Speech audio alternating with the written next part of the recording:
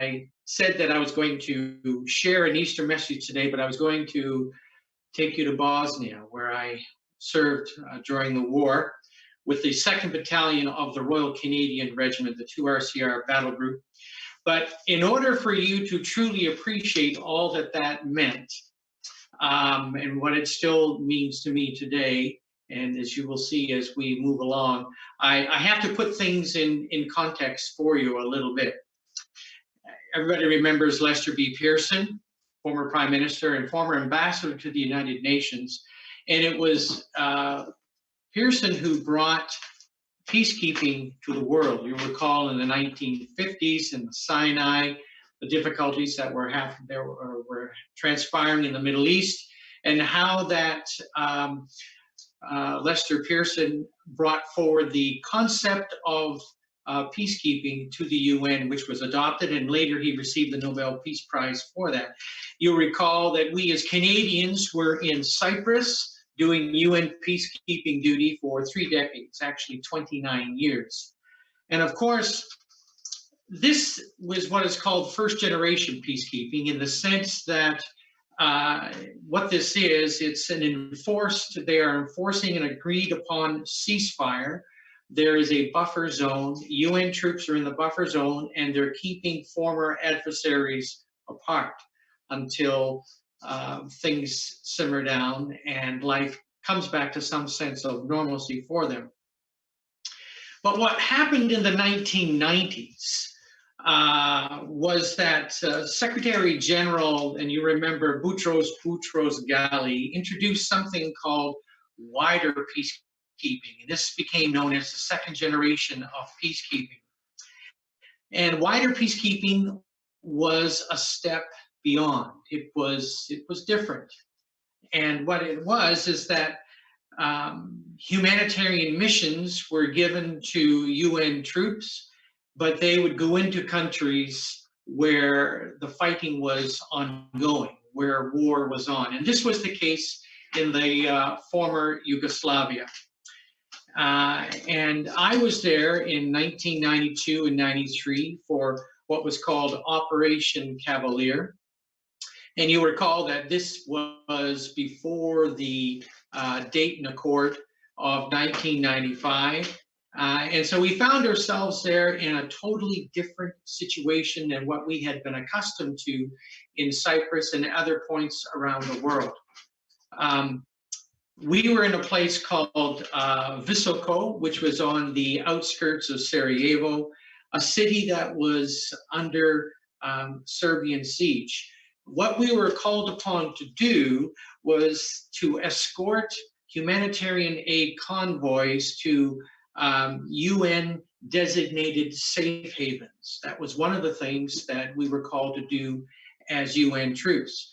Secondly, we were to provide escort to contractors who were endeavoring to breathe life back into the infrastructure of Sarajevo, as we were just on the outskirts of Sarajevo, a city that had been at that point under Serbian siege for quite some time. So in Op Cavalier, we had 1,500 Canadian personnel in this battle group that came from Gagetown, Cartier, Petawawa. We had a field hospital with an OR with doctors and nurses and surgeons and med-aids. And there were 2 padres, myself and my Roman Catholic counterpart. And we were responsible for sacramental and pastoral care. So the pastoral care was, families, 1,500 personnel represents a lot of families back home. And we would often, or at least some of the time, repatriate personnel who had to go home for compassionate reasons because of something that happened on the family front.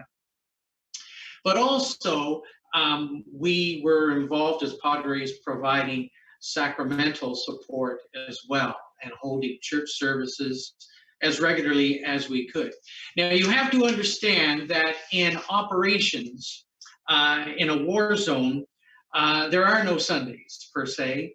You work 7 days a week, 365 days of the year. The mission just continues to go on.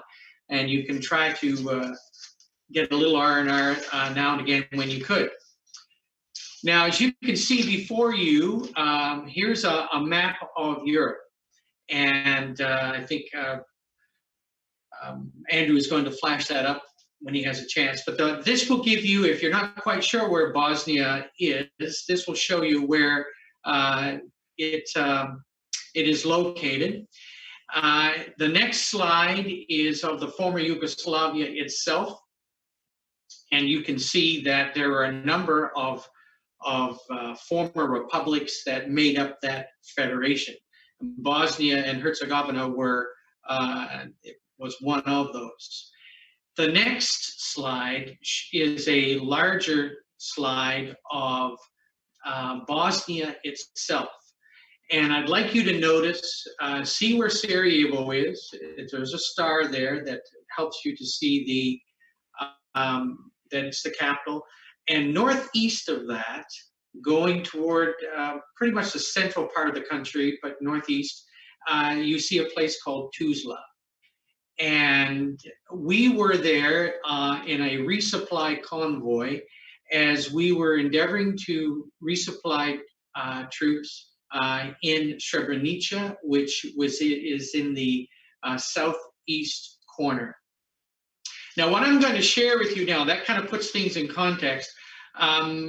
We had one company of troops, that's a Gulf company, which was about 120 troops and vehicles that were in Tuzla, waiting to go through Serb lines to get into Srebrenica to relieve those few troops who were there flying the UN flag. Srebrenica at that point, of course, was a safe haven, and it eventually fell 2 years later, and unfortunately and sadly, there was a massacre of 8,000 Muslim men and adolescent boys.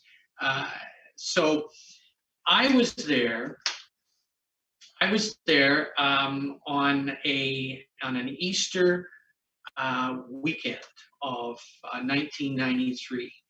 And I want to show you the hangar because this was, the Gulf Company was on a base, a JNA base, which was the Yugoslavian Air Force. And they were given a hangar and tarmac to be while they were waiting for to actually move into Srebrenica, go through Serb lines. A delicate process at the best of times. Now, so I arrived there on an Easter Sunday, and I had an Easter Sunday service for those who were there on Easter Monday. Now, what I'm going to do now is that I'm going to move, and my camera person, Deb, is going to try to follow me with our webcam. And I'm going to just begin to share with you and unpack what actually happened in Tuzla as I shared this Easter Sunday message with Gulf Company. So let me explain to you, because as you saw the hangar, of course the hangar was built into a mountain, and there were numbers of these. And they were flying MiG jets, the Russian MiG jets in those days. But this one was empty, but it hadn't been used in some time. And so if you can just picture that, it was dark. It had two large doors that you had to pull apart, that would run on trolleys. And inside it was dark, damp. Actually, it was fairly wet. And there weren't any lights, and you could hear the water seeping down in the back of the hangar, and so it was very tomb-like, is what I'm trying to suggest to you, very, very tomb-like. And so it was inside this hangar that I offered an Easter Sunday service on an Easter Monday, and so I've pulled a few props together here to give you some idea of how I did that.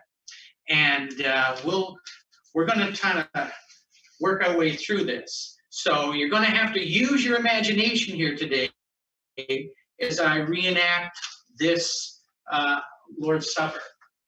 Okay, so the first thing that I did is that I said, okay, now how am I going to create an altar here? And so as a padre, you have to, sometimes you're having altars on the hoods of jeeps or on the deck of a ship.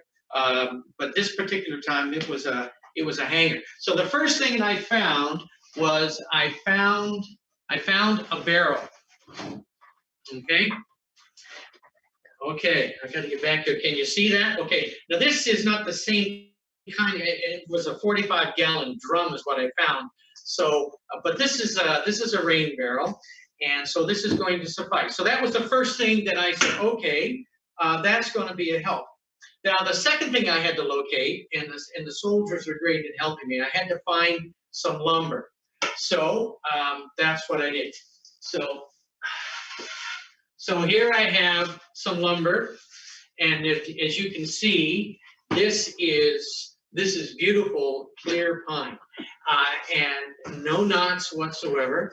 And so I don't know what that says today theologically or not, but it's pretty pure wood.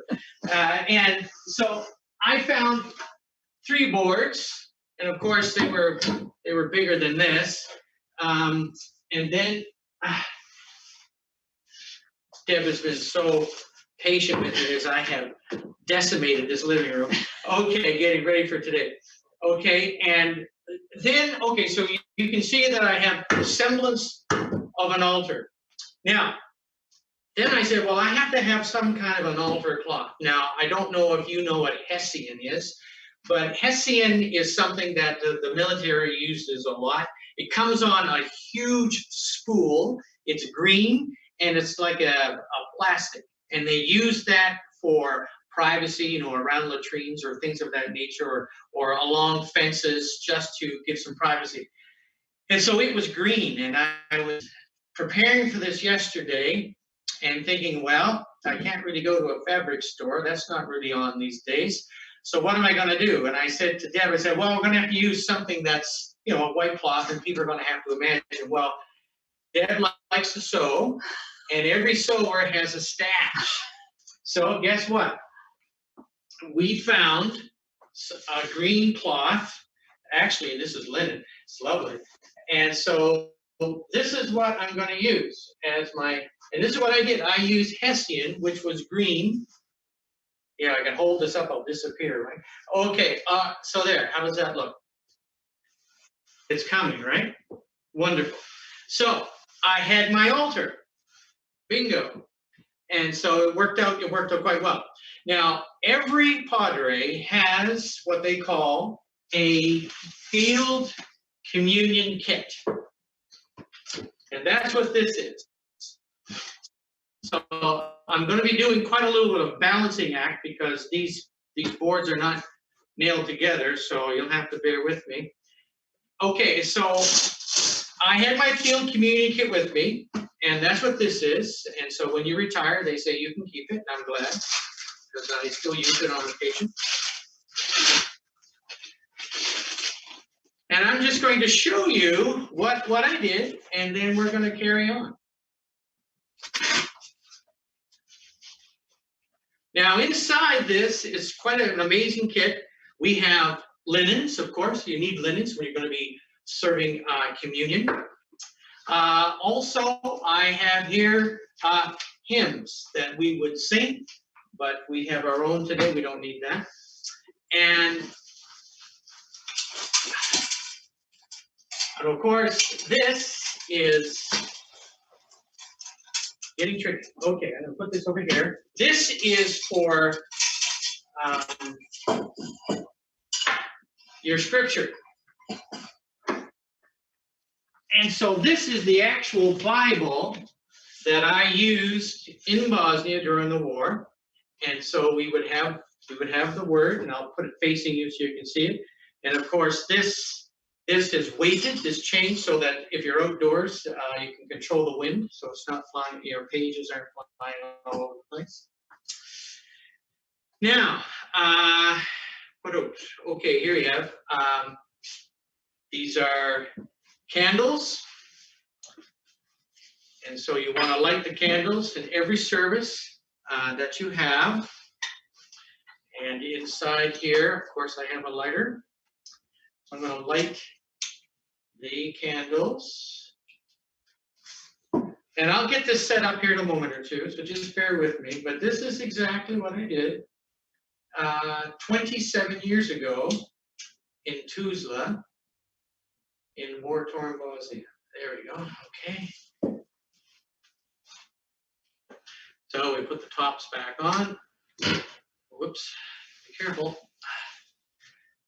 The tops back on. Now what else do we have here? Well, here we have a cross. The nice thing about this cross is the base will come off and you can hang it in a tent from the top, but we will use it like so. There's the cross. Whoops, boy, gotta be careful here.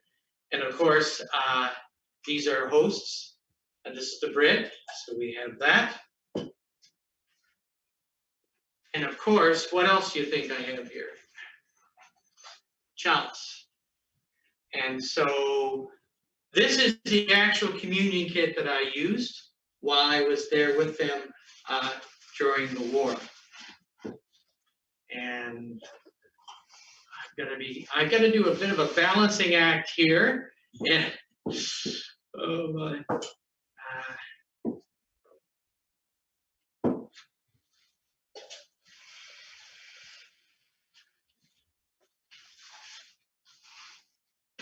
Just got to be careful that when I remove this, that everything doesn't vacate the premises.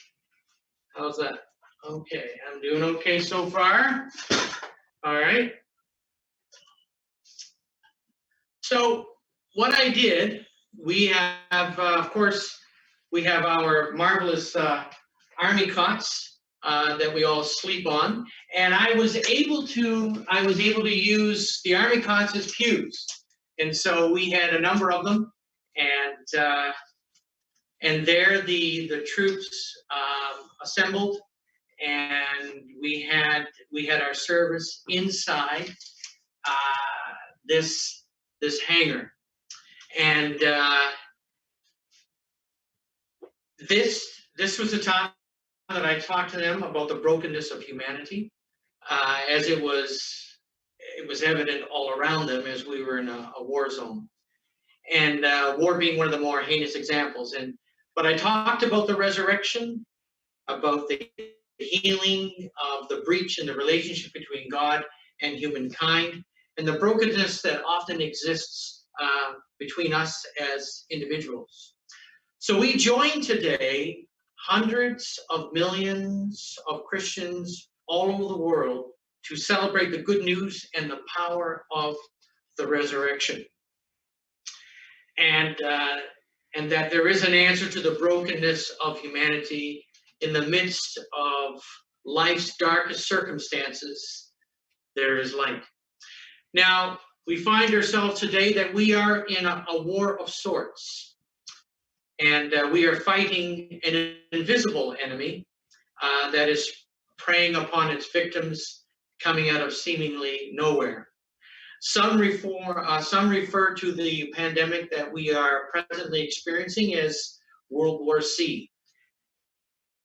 And as we look at how it impacting us virtually in the entire global community, we think of the anxiety of the self-isolation and how long it may last, and how people are experiencing that, and how people are worried for loved ones. We think of the danger of our medical personnel on the front lines, the massive unemployment, and the ever-increasing numbers of infections and deaths.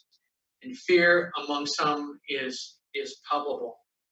But in reflecting on today's Easter message, in light of our grappling with what for some will become life and death issues, we recognize afresh, as you can see the text that will be on your screen, the beauty of resurrection is that death is not so much opposed or destroyed, rather it is transformed and absorbed into life. And as such, we are called to live out the resurrection in our own lives. And this means that God is challenging us to face the death within us, the self-centeredness, the apathy, the destructiveness and cynicism that keep us and others from life, and allow it to be transformed into life.